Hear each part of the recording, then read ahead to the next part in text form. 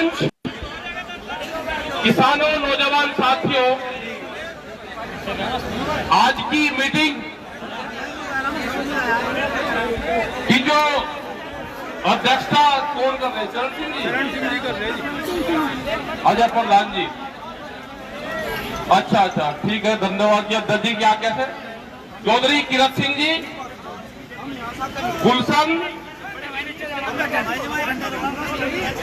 तो पकड़े का बापू भी रोड़ा कर था। अलग लीक पाड़ने की वो है नहीं। अरे अपना इसी में ही काम धंधा करो, अलग अलग कहाँ वो करोगे? ये ठीक जुड़ गया खाना। यहाँ पे संजय है, सारे लोग हैं, सभी लोग जो यहाँ पाए, जो किसान यहाँ पाए, ये कोई ना एक बिरादरी है, ना एक इसकी जाति है, ये किसान है, देश का नौजवान है, तंग है, तंग। पत्रकार बंधु, आप पे भी कलम और कैमरे पे भी बंदूक का पहरा है, आपके ऊपर भी।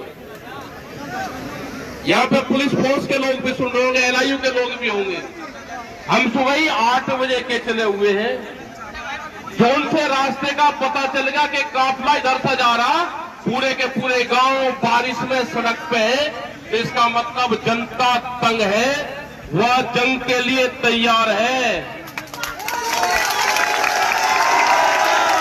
ये तो कोरोना से कह रहे थे, प्रधानमंत्री कह रहा कि कोरोना से जंग लड़ेंगे हम।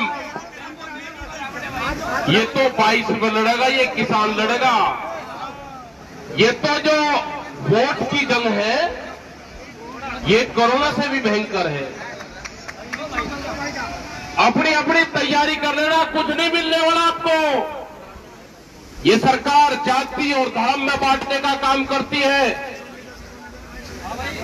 ये सरकारें तोड़ने का काम करती हैं, ये सरकारें एलिगेशन लगाने का काम करती है। अगर दिल्ली में 10 महीने से आंदोलन चल रहा,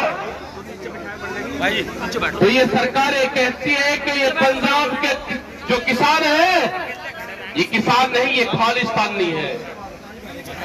अगर मुस्लिम समाज के लोग हैं तो कहते हैं कि ये पाकिस्तानी है। अगर यहाँ के इधर के लोग हैं तो कहते हैं पश्चिम के हैं, ये जाट लोग हैं। एलिगेशन, फिर कहते हैं कि छोटा किसान है, फिर कहते हैं कि चावल और गेहूं का किसान है। अगर यहाँ पर लक्ष्य आएंगे तो कहेंगे ये गन्ने का किसान था।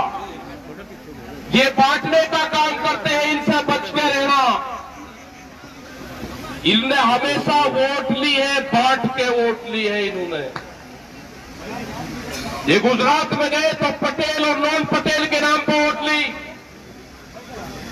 वहां पे समाज को बांटा। ये महाराष्ट्र में गए तो मराठा और नॉन मराठा के नाम पर बांटे। ये उत्तर प्रदेश में आए तो हिंदू मुस्लिम के नाम पर बांटे। ये हरियाणा में गए तो जाट और नॉन जाट के में खाइया बांटे। ये बांटने की राजनीति करने वाले लोग हैं। इनको न कृषि से कुछ है, न इनको इस देश के नौजवान से कोई मतलब है। प्रधानमंत्री ने कहा था कि देश में जब हमारी सरकार आएगी तो 2 करोड़ रोजगार हम हर साल देंगे। 7 साल हो चुके हैं, 14 करोड़ नौकरियां खत्म हुई है। देश के नौजवान को धोखे में रखा है, उसको बर्बाद किया है आपने। देश के किसानों को बर्बाद किया। 3 काले कानून लेकर आए, किसान से कोई सलाह मशवरा नहीं, कृषि फायदे का सोचना बताते हैं। हिमाचल का किसान जो उसने एग्रीमेंट आज से 11 साल पहले अपने सेव का किया था, एक बाहरी कंपनी आती है अडानी नाम की, तो कहा कि 16 रुपए पर किलो मैं हिमाचल के सेब के रेट गिराऊंगा। ये उत्तराखंड की धरती है, यहां पे भी सेब पैदा होता है। पूरा बर्बाद हो गया है। हमारा पूरा पहाड़ प्लान कर रहा है, प्लान नीचे कोई उनको भाव नहीं मिलता। बहुत बुरी स्थिति है। बड़ी बड़ी कंपनियों का फूड चेन आपके भोजन को छीनना चाहती है, गरीब की रोटी तिजोरी में बंद करना चाहती है, अनाज को कोठियों में बंद करेंगे, वेयर हाउस में बंद करेंगे, अनाज को गोदामों में बंद करेंगे। भूख के आधार पर देश और दुनिया में रोटियों की कीमतें तय होगी कि भूख कितनी लगी है, उसकी कीमतें हम तय करेंगे। जब आपकी फसल आएगी 2 महीने फसलों का रेट कम होगा, अपने गोदाम भरेंगे, उसके बाद में रेट बढ़ाने का काम करेंगे। इनके सर्वे हुए, बड़ी बड़ी कंपनी के सर्वे हुआ कि सुनना 17 बार महिलाएं इस्तेमाल करती है एक साल में। उस पर व्यापार नहीं अब होगा, अब व्यापार होगा, रोटियों का व्यापार देश में होगा। उन्होंने कहा कि एक साल में 700 बार भूख लगती है एक आदमी को, इससे बड़ा कोई कारोबार नहीं। रोटी को अपने कब्जे में करो और भूख के आधार पर देश में कीमतें तय करो। उस गरीब आदमी का क्या होगा जो 2 वक्त की रोटी के लिए पूरा दिन मेहनत करता है। आज आप देखो, तेल जो कहानियां निकाल के हम अपने घरों में, जिसको कच्ची कहानी कहते थे, सरसों के तेल की, तो कहा कि खुला हुआ तेल नहीं बिकेगा। ये मेरा जो गांव का, जो शहर का जो दुकानदार है, ये बर्बाद होगा, पैकिंग बजाएगा तो कंपनी का माल बेचना पड़ेगा। रोजगार पूरे खत्म होंगे, पूरा दुकानदार व्यापारी खत्म होगा। अगर किसान बर्बाद होगा तो व्यापारी भी बर्बाद होगा। चौधरी चरण सिंह जी कहते थे कि किसी क्षेत्र को अगर देखना है वो कितना संपन्न है, तो गांव की गलियां नहीं, आप शहर का बाजार देखो। जो लालाजी बैठा हुआ है दुकान पे, उसका गल्ला ठीक है, उसकी दुकान अगर सजी धजी है, लालाजी अगर मजबूत है, कपड़े उसके ठीक है, शीशे का उसका शोकेस बना हुआ है, तो ये देख लेना कि यहाँ का किसान मजबूत है। और जिस क्षेत्र का दुकानदार कमजोर होगा, उस क्षेत्र के रहने वाली जनता भी कमजोर होगी। गांव देखने की जरूरत नहीं, शहर के अपने व्यापारी की दुकान देख लो, उसकी हालात क्या है। ये बर्बाद होंगे सब दुकानदार भी, ये दुकानदार भी बर्बाद होंगे। अगर गन्ने के पैसे दुगने आ जाएंगे, अगर एमएसपी के हमारा माल बिकेगा, हमारा जो पैसा किसान के पास में आएगा, वो सीधा किसान दुकान पर जाएगा, अपना मकान बनाएगा, नई चीज खरीदेगा, कपड़े खरीदेगा, कर्मचारियों को, नौजवानों को उसको रोजगार देगा। लेकिन जब किसान पे ही पैसा नहीं होगा तो व्यापारी भी भूख से मरेगा। ये संघर्ष जारी रहेगा जब तक 3 काले कानून और एमएसपी पे गारंटी नहीं मिलेगी। ये आंदोलन जारी रहेगा। ये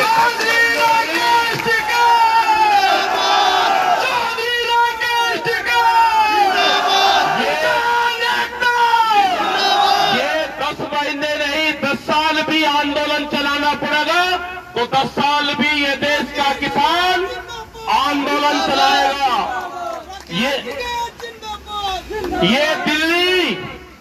ये दिल्ली कान खोल के सुन ले, 10 महीने से दिल्ली को घेर कर रखा है। आने वाले 10 साल भी घेरनी पड़ी तो 10 साल भी ये किसान घेरेगा। 24 साल संघर्ष करो। ये नारा बराबर लगाओ बीच में। 10 साल भी लड़ाई लड़नी पड़ी तो 10 साल भी लड़ाई लड़ेंगे। ये किसान न कमजोर था, न किसान कमजोर है और न किसान कमजोर रहेगा। तुम एमएसपी नहीं दोगे। आज अगर किसान अपना धान बेच रहा है तो 1200 रुपया क्विंटल। बिहार में 800 रुपया क्विंटल धान की खरीद होती है, उसको एमएसपी पे बड़े व्यापारी बेचते हैं। धान और गेहूं की 20 से 25% एमएसपी पे खरीद होती है। बड़ा बड़ा व्यापारी जो 20-20 और 25-25 हजार क्विंटल फसलें बेचता है, एमएसपी का लाभ उसको होता है, किसान को नहीं। और दूसरी फसलों पर तो एमएसपी है ही नहीं। जो 23 फसलें बताई गई उस पर 0%, 5%, 4% की खरीद है। सरसों के तेल का आपने हाल देखा, यही हाल दूध का होगा। ये दूध का किसान भी खुले में दूध नहीं बेच सकता। वो कंपनी के जो डीलरशिप होगी उसको दूध बेचेगा, वहां से वो कंपनी में जाएगा और पैकिंग के बाद में आपके पास में आएगा। ये हालात खराब होने वाली है देश में। सीड बिल जो बीज कानून है वो देश में आने वाला है नहीं। देश में बीज के पुलिस थाने खुलेंगे। कोई सोच सकता था कि देश में बीज के थाने खुलेंगे? जैसे बिजली के थाने खुले ऐसे ही देश में बीज के थाने खुलेंगे, सीड पुलिस बनेगी। किस किसान ने कौन सी कंपनी का बीज लगाया, अगर आपने रजिस्ट्रेशन नहीं दिखाया कि मैंने कहां से बीज लिया, आपके खिलाफ कंपनी के लोग मुकदमा करेंगे और उसमें सजा और जुर्माना दोनों है। बहुत से कानून आ रहे हैं। आपको उलझाकर रखा कि आप तो गांव में लड़ते रहो, मैं इस देश को बेच लूं। ये झूठ कहते थे कि चाय बेचता था, इसका प्लान बहुत लंबा था। इसने आधा देश बेच दिया, रेलें बेची, बड़ी बड़ी कंपनियां बेची। विशाखापट्टनम में एक steel plant, Visakhapatnam steel plant, उसकी 3.5 लाख करोड़ से 4 लाख रुपए, 4 करोड़ रुपए कीमत, 3.5 लाख करोड़ से 4 लाख, 4.5 लाख करोड़ रुपया, उसको 14,000 रुपए में। जैसे कोई 4 लाख की चीज और 14,000 रुपए में बेचती हो तो आमदनी किसकी बढ़ेगी? ये अडानी का क्या रिश्तेदार लगता है? अंबानी अडानी। गुजरात के अंदर 60 गांव की जमीन रिलायंस को दी, उसका अधिग्रहण करा। वहां आम की खेती होती थी, वहां पे वे पूरी की पूरी जमीन रिलायंस को दी, 60 गांव की जमीन। वो मुकदमा नीचे से लगाकर ऊपर तक आए, सुप्रीम कोर्ट तक। सुप्रीम कोर्ट में जो एक जज था उसने हराया। जब डबल बेंच में गए वही जज डबल बेंच में गया, जब हराया। जब ट्रिपल बेंच में गए वही जज तीसरी बेंच में भी गया, तीनों हराया। क्या साठ गांठ है पता नहीं चल रहा। पूरे देश के संस्थाओं पे कब्जा है, बोलने की किसी की हिम्मत नहीं है।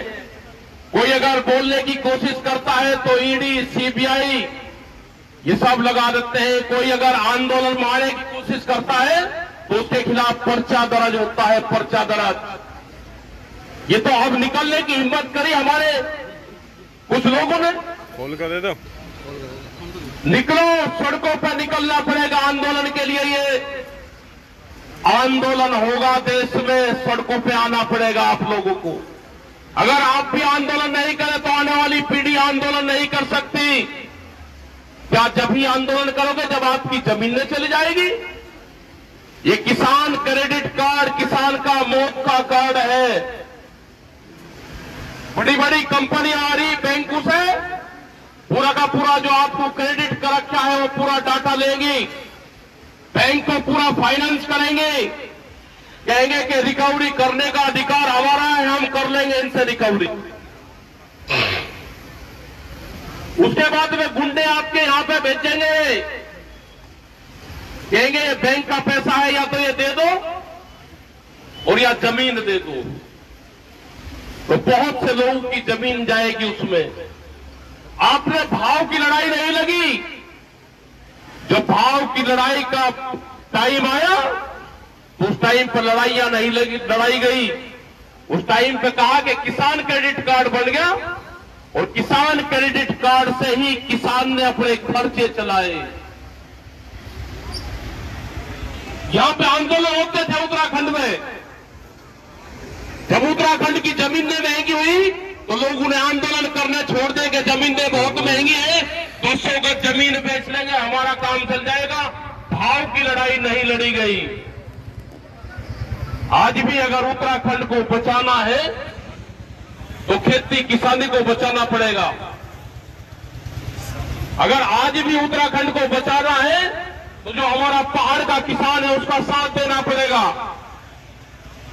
उसको ट्रांसपोर्ट सब्सिडी देनी पड़ेगी, उसके फसल को मंडी तक जाने की सरकार व्यवस्था करे। वहां पर टूरिज्म विलेज टूरिज्म पॉलिसी, जो टूरिस्ट जाता है उसका फायदा वहां के किसान को हो, ये व्यवस्था करनी पड़ेगी। जंगली जानवरों का बेहद आतंक है, वो मैदानी क्षेत्र में भी है और वो पहाड़ के क्षेत्र में भी है, उसका भी हमको काम करना पड़ेगा। जो वहां पे जंगल खड़े हो गए हैं, जो लोग छोड़ छोड़ कर आ गए, जो जंगली जानवर वहां पे पैदा हुए, उसकी सरकार की जिम्मेदारी उसकी है।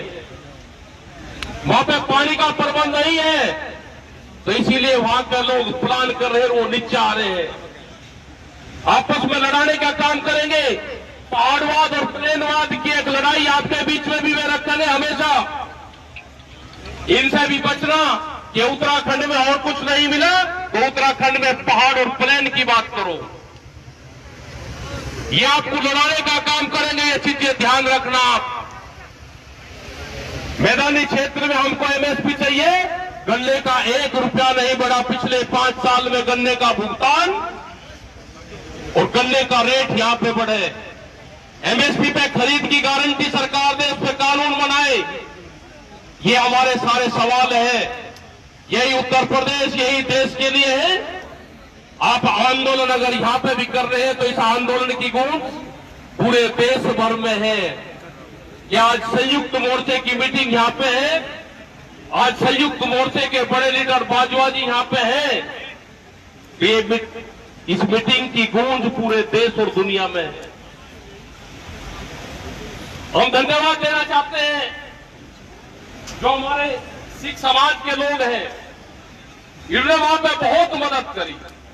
जो वहां पे हमारे बापे हैं, जो लंगर भंडारे का काम चलते हैं, जिनको अपने आश्रमों में, जिनको गुरुद्वारों में रहना चाहिए था, वे सड़कों के ऊपर पड़े हुए, सड़कें ऊपर लेट रहे हैं, वे नीचे जमीनों में, और भंडारे चला रहे हैं, लंगर चला रहे हैं। वे कोई आपको स्टेज पर नहीं दिखेंगे। हम धन्यवाद देना चाहते हैं सब लोगों को कि जो वहां पे गाजीपुर, टिगरी, सिंगू, पलवल, ढासा, इन सब बॉर्डरों पे मदद भेजते हैं। यहां से अपने गांव से आटा, दाल, चावल, सब्जी, दूध, लस्सी, दही, तिरपाल, बांस सब भेजते हैं। वहां पर सब चीज की जरूरत है। आप इनके एलिगेशन पे मत जाना कि ये क्या क्या एलिगेशन लगाते हैं। ये चाहते हैं कि एलिगेशन लगा के किसान सम्मानित लोग हैं, वो अपने आप को हीन भावनाएं करके वो आंदोलन छोड़ दें। हम भी बहुत पक्के संयुक्त मोर्चे के पूरे किसान लीडर, किधर है? आप हमको कुछ ही कहते रहो, अब हम पे कोई फर्क पड़ने वाला नहीं है। पहले हमको भी गुस्सा आता था कि हमको इस तरह की बात कहते हैं। ठीक है जी, ठीक। लेकिन ये जब तक 3 काले कानून वापसी नहीं होंगे, एमएसपी की गारंटी नहीं होगी, ये किसान घर वापसी नहीं करेगा, आंदोलन जारी रहेगा। 2022 में इलेक्शन आएगा आपके यहां पे। ये बहरूपिया अपना आएंगे आपके पास में, क्योंकि 5 साल में पॉलिटिकल आदमी का त्योहार होता है। ये मनाने गांव में आते हैं उसको। ये जब आए तो इनसे पूछना कि प्रधानमंत्री ने कहा कि 2022 में आमदनी दुगनी होगी तो 1 जनवरी से बिकने वाली हर फसल का रेट दुगना होगा। ये क्वेश्चन जरूर इनसे करना। इनसे करना कि बिजली के क्या रेट है, इनसे करना कि गन्ने का क्यों रेट नहीं बढ़े, इनसे करना कि धान और जो गेहूं और जो मक्का यहां का किसान पैदा करता है उसके रेट क्यों नहीं बढ़े। ये करना कि हमारे उत्तराखंड के लोग पूरे देश में रोजगार के लिए आ जाते हैं, उनका क्या प्रबंध करा। ये सारे क्वेश्चन आप लोगों को करने हैं इनसे। ये आपके बीच में आएंगे, रंग बदल के आपके बीच में आएंगे, आपको झगड़ा करवाने का काम करते हैं। ये इनका पूरा देश से मुखौड़ा इनका हट गया है एक तरफ। इनको कोई सुनना नहीं अब चाहता, इनको कोई वोट देना नहीं चाहता। इनको वोट पे चोट करने का काम करना। इन पे जब वोट पे चोट करोगे तो ही ये आपकी बात सुनेंगे। ये मैसेज रहना चाहिए इनको कि देश की जनता अब निकल चुकी है, अब तुम्हारे में जो जमाने थे वे चले गए। आप जैसे इनको बंगाल में दवाई दी, ऐसी ही दवाई इनको उत्तराखंड में भी मिले। उत्तराखंड की जड़ी बूटी वो बगैर खाद की है, वह काम बढ़िया करेगी। उत्तराखंड से दवाई मिलेगी तो पूरे देश में इनको आराम करेगी। वो इनका कोर्स पूरा करना पड़ेगा। उत्तराखंड की जड़ी बूटी अब तक जरूर इनको देना। उत्तर प्रदेश तैयार बैठा है पूर्ण रूप से। तो आपने, क्योंकि हम भी सुबह ही 8 बजे चले वहां से, मंडी धनौरा से, जैसे पता चला कि कौन से रूट से काफले जा रहे हैं किसानों के, तो पूरे के पूरे गांव बरसात में भी सड़कों पे थे। यहां पे भी पता चला कि 11, साढ़े 11 बजे बारिश शुरू हुई तो ऊपरले वाले से सब लोगों ने विनती यही करी कि भाई रुक जा, थोड़ी देर ठंड सी कर दे। क्योंकि जो एक तरह की भावनाएं होती है, इस आंदोलन को चलाने वाला कोई और है, उस पे ऊपरले वाले पे विश्वास रखो। जो जिसको मानता है उसी पे ही विश्वास रखो। इस आंदोलन को चलाने वाला कोई और है, इसका महारथी कोई और है, इसका संचालन करने वाला कोई और है, उस पे विश्वास रखो। ऊपरले वाले पे जीत आपकी निश्चित होगी। जीत देश के किसान और नौजवान की होगी, जीत देश के मजदूर की होगी, यहाँ के दुकानदार की होगी जो परिवारों को उधार सामान देता है। जीत उसकी होगी। वो भी अपने वहां पर बैठा हुआ करता है कि किसान का भुगतान हो जाए, उसको पता रहता है कि कब तक का भुगतान आया, तो जीत उसकी होगी। मैं धन्यवाद देना चाहता हूं कि हम करीब 2-2.5 घंटे लेट हुए, उसके बाद में भी जनसंख्या यहां बढ़ती रही, बहुत बड़ी तादाद यहां पाई। पूरे जो संयोजक लोग हैं, जो काम करने वाले लोग हैं, दिगंबर हर जो बिजनौर से आए, इनको भी बहुत मेहनत है। यहाँ पे किरत सिंह हरे, मैं पूरी टीम को धन्यवाद देना चाहता हूं कि आपने बहुत मेहनत करी, आप लोगों के बीच तक वे गए और सभी समाज के लोग यहाँ पे हैं। आपका धन्यवाद। जय हिंद, जय भारत, जय उत्तराखंड।